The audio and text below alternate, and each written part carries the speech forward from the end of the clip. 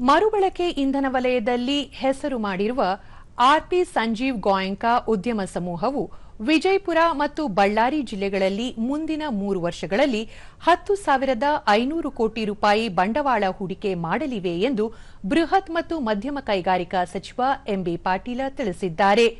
ದಾವೋಸ್ನಲ್ಲಿ ನಡೆಯುತ್ತಿರುವ ವಿಶ್ವ ಆರ್ಥಿಕ ವೇದಿಕೆ ಸಮಾವೇಶದಲ್ಲಿ ಪಾಲ್ಗೊಂಡಿರುವ ಅವರು ಕುಷ್ಟಗಿಯಲ್ಲಿ ಪವನ ವಿದ್ಯುತ್ ಕ್ಷೇತ್ರದಲ್ಲಿ ಅಗತ್ಯವಾಗಿರುವ ಟರ್ಬೈನ್ ಬ್ಲೇಡ್ ಉತ್ಪಾದನೆ ಆರಂಭಿಸಿರುವ ಐನಾಕ್ಸ್ ಜಿಎಫ್ಎ ಕಂಪನಿಯು ಮುಂಬರುವ ದಿನಗಳಲ್ಲಿ ಇದಕ್ಕೆ ಹತ್ತಿರದ ಪ್ರದೇಶದಲ್ಲೇ ಪವನ ವಿದ್ಯುತ್ತಿಗೆ ಬೇಕಾದ ದೈತ್ಯ ಗೋಪುರಗಳ ಅಭಿವೃದ್ಧಿ ಘಟಕವನ್ನು ಆರಂಭಿಸಲು ಮುಂದಾಗಿದೆ. ಈ ಕಂಪನಿಯು ರಾಜ್ಯದಲ್ಲಿ ಈಗಾಗಲೇ 10,000 ಕೋಟಿ ರೂಪಾಯಿ ಹೂಡಿಕೆ ಮಾಡಿದೆ ಎಂದು ಹೇಳಿದರು. ತ್ಯಾಜ್ಯ ನಿರ್ವಹಣೆ ಕ್ಷೇತ್ರದಲ್ಲಿ ಪರಿಣಿತಿ ಸಾಧಿಸಿರುವ ರಾಮ್ಕಿ ಗ್ರೂಪ್ ರಾಜ್ಯದ ಕೆಐಎಡಿಬಿ ಕೈಗಾರಿಕಾ ಪ್ರದೇಶಗಳಲ್ಲಿ ಸಾಮಾನ್ಯ ತ್ಯಾಜ್ಯ ಸಂಸ್ಕರಣಾ ಘಟಕಗಳನ್ನು ಸ್ಥಾಪಿಸಲು ಆಸಕ್ತಿ ತೋರಿಸಿದೆ. ಜತೆಗೆ ಈ ಕಂಪನಿಯೊಂದಿಗೆ ರಾಜ್ಯದಲ್ಲಿ ಫಾರ್ಮಾ ಪಾರ್ಕ್ ಸ್ಥಾಪನೆ ಸಂಬಂಧ ಚರ್ಚಿಸಲಾಗಿದೆ. ಟೆಕ್ ಮಹೀಂದ್ರಾ ಕಂಪನಿ ಕೂಡ ರಾಜ್ಯದ 2ನೇ ಹಂತದ ನಗರಗಳಲ್ಲಿ ಕೈಗಾರಿಕಾ ಹೂಡಿಕೆ ಮಾಡಲು ಬಯಸಿದೆ ಎಂದು ವಿವರಿಸಿದರು.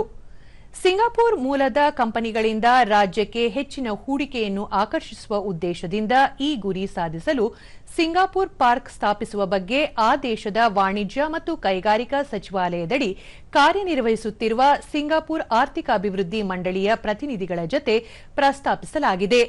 ಸಿಂಗಾಪುರ್ ಜೊತೆ ನಮಗೆ ಸೆಮಿಕಂಡಕ್ಟರ್ಸ್, ಜೈವಿಕ ತಂತ್ರಜ್ಞಾನ ಮತ್ತು ವೈಮಾಂತರಿಕ್ಷ ಕ್ಷೇತ್ರಗಳಲ್ಲಿ ಸಹಭಾಗಿತ್ವಕ್ಕೆ ಹೆಚ್ಚಿನ ಅವಕಾಶಗಳಿವೆ ಎಂದರು.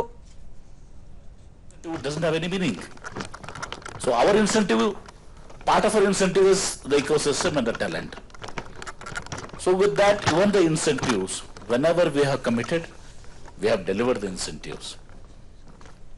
We promise and we deliver. That's what Karnataka. And ease of doing, now we are coupled it with the speed of doing business also. We say it ease and speed of doing business. And we have developed a portal now with 140 services linked in this one. In the next 3 months, it's going to be totally functional.